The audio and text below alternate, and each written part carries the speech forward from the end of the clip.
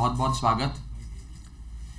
साथियों, इंडिया गठबंधन अपना पहला चुनाव लड़ने जा रहा है, पहला मैच खेलने जा रहा है।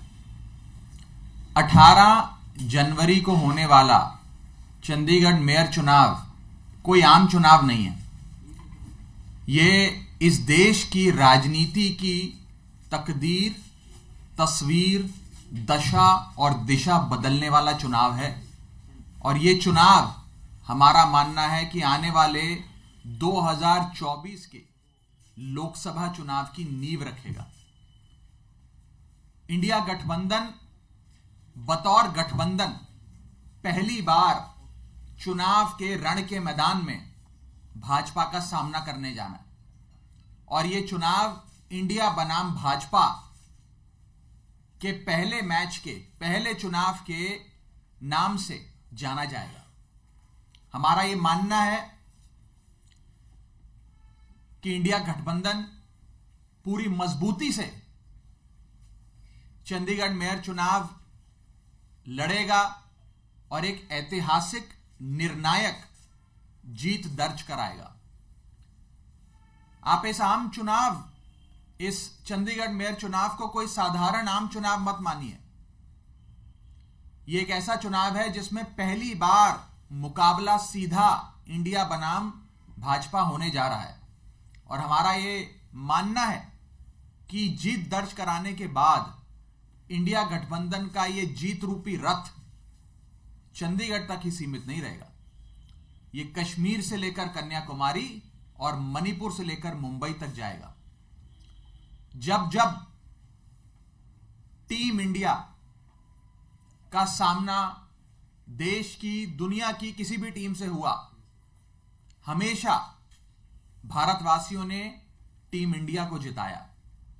हमारा यह मानना है कि 18 जनवरी के चंडीगढ़ चुनाव में भी भारतवासी एकजुट होकर इंडिया को जिताएंगे।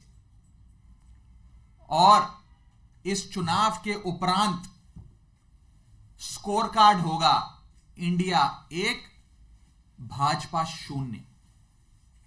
हमारा यह मानना है कि इंडिया गठबंधन की 18 जनवरी को होने वाली क्लीन स्वीप के बाद यह एक 2024 के लोकसभा चुनाव के लिए आगाज होगा। मैं फिर से दोहरा दूं, इंडिया गठबंधन का भाजपा से पहला मुकाबला, इंडिया गठबंधन का भाजपा से पहला मुकाबला जो 18 जनवरी को होने जा रहा है, यह 2024 के लोकसभा चुनावों का आगाज होगा, कर्टन रेजर होगा। और यह एक टोन सेट करेगा कि आने वाले जो भी चुनावी मुकाबले होंगे इंडिया बनाम भाजपा, उसके क्या नतीजे होंगे। मेरा यह मानना है कि यह एक और बड़ी चीज साबित करेगा। वो ये है कि जब इंडिया गठबंधन मिलकर चुनाव लड़ता है तो 1 और 1 2 नहीं, 1 और 1 11 होता है। यह चंडीगढ़ का 18 जनवरी का चुनाव सिद्ध करेगा। और इसके संदेश, इसका मैसेज, जो जीत का, इंडिया गठबंधन की जीत का मैसेज होगा, यह देश के कोने कोने तक पहुंचेगा। लोगों को जो आज एक तानाशाह निकम्मी भाजपा सरकार से मुक्ति चाहिए, उसकी एक आस लोगों के मन में जगाएगा कि अगर इंडिया गठबंधन एकजुट होकर चुनाव लड़ता है तो इंडिया गठबंधन ही वो चुनाव जीतता है। और इंडिया से जो जो टकराएगा वो चूर चूर हो जाएगा। ये मैसेज इस चुनावों से अवश्य निकलेगा। 18 जनवरी को चंडीगढ़ में भारतीय जनता पार्टी की जो आज निकम्मी और तानाशाह बादशाहत है, उससे चंडीगढ़ के लोगों को छुटकारा मिलेगा। इंडिया गठबंधन वो छुटकारा दिलाएगा। और 2024 में केंद्र में बैठी तानाशाह और निकम्मी भाजपा सरकार से भी देश की जनता को इंडिया गठबंधन ही छुटकारा दिलवाएगा।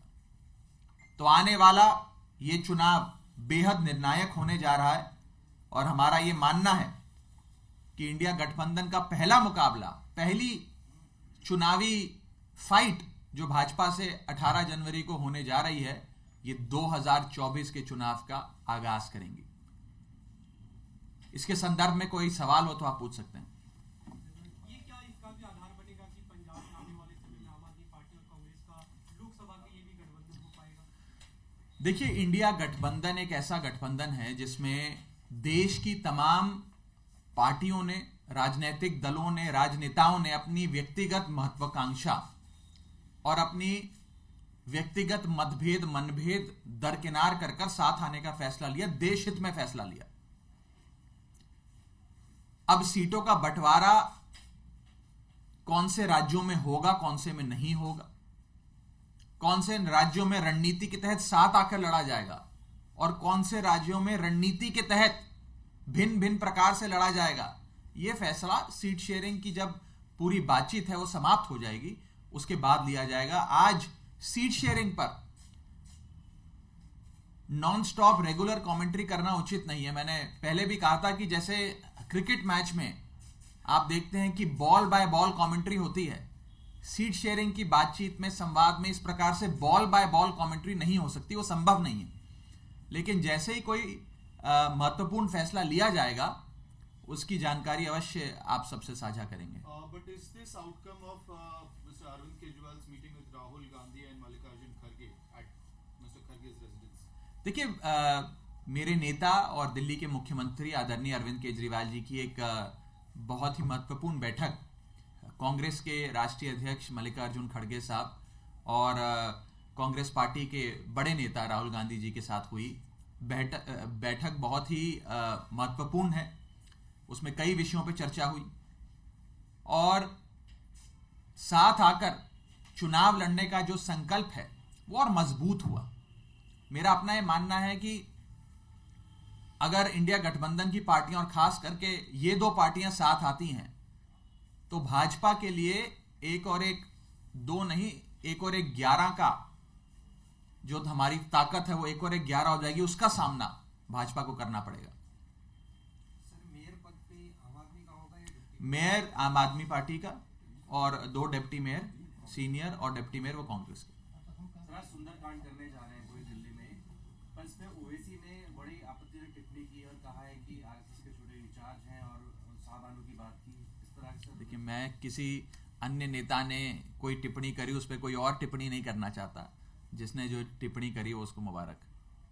उन्होंने कहा है कि सबको, उन्होंने ये कहा है कि आरएसएस का छोटा रिचार्ज, जैसा कि मैंने कहा, कोई शख्स कोई टिप्पणी कर रहा है उस पर मैं टिप्पणी करूं, मुझे मैं इन सारी चीजों से बचता हूं।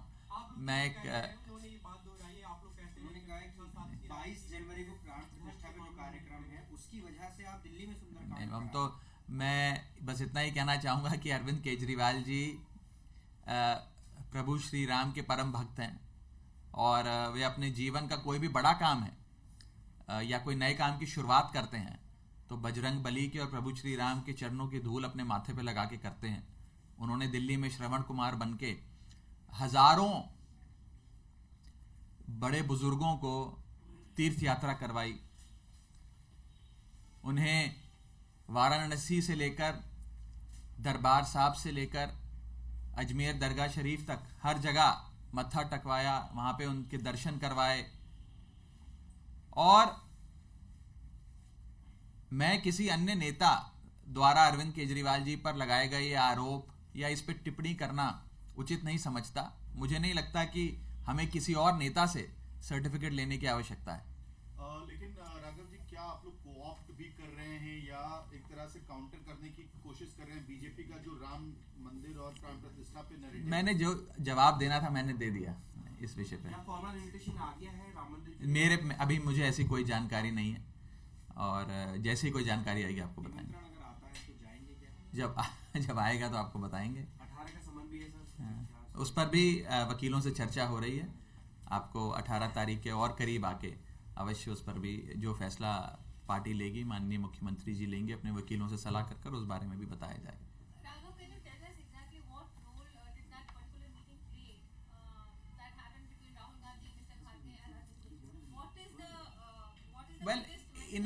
in very Because we believe that many things were finalized at that meeting. Is it true?